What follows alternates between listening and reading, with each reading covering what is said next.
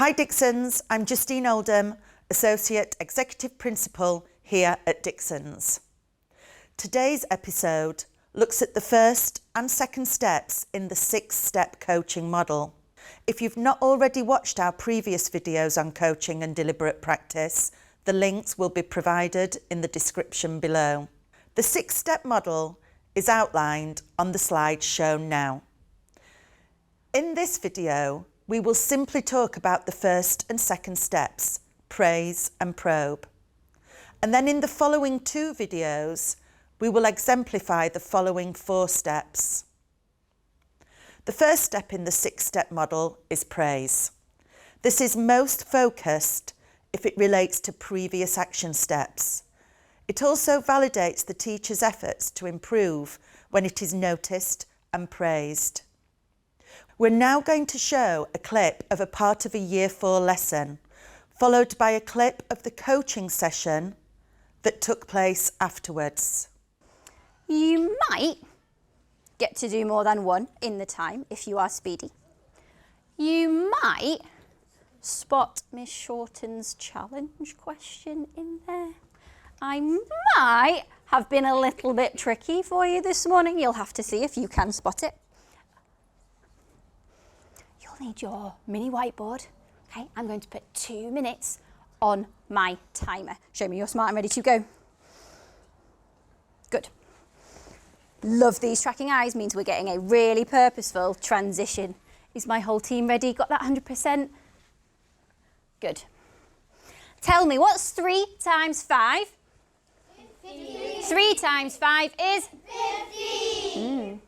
5 times 4 is? 20. 5 times 4 is? 20. 2 minutes on my timer. So I know in our last few coaching sessions we've been working on 100%. And I know last week we were looking at using proximity in particular to insist on that 100%. And it was great to see in your lesson the other day that you were using that, especially within your transitions. I noticed when they went from the bug rug to the tables, you moved across just to check, I think it was Lucas or somebody else, they were joining in. And not only were you using that strategy, but also your grad co was as well. It was great to see how she got up and she moved to the other side of the bug rug to make sure she was really lifeguarding and keeping all students focused on your input. Yeah.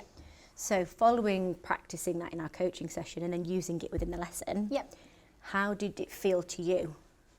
Yeah, I think it just supports that pace. It keeps it really purposeful for things like transitions, and it keeps that positive tone up as well. I'm not stopping or being interrupted by having to address something. It just helps you to catch it early.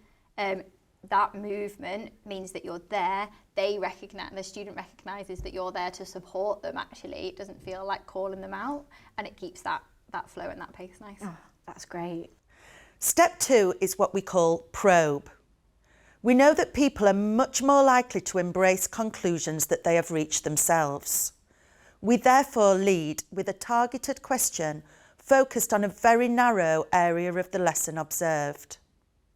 Asking, "How do you think that went today?" would lead to a lengthy discussion, and coaching time could be stretched and not efficient.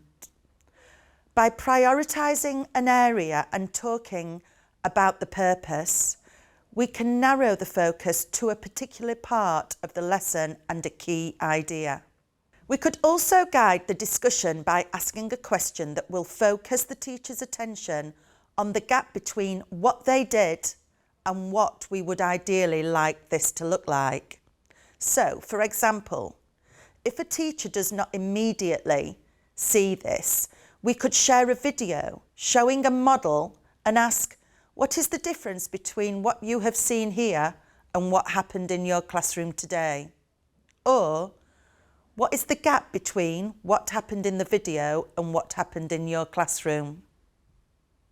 Of course, if the teacher is struggling to identify the next step, the coach would not continue to probe, but would simply explain to the teacher.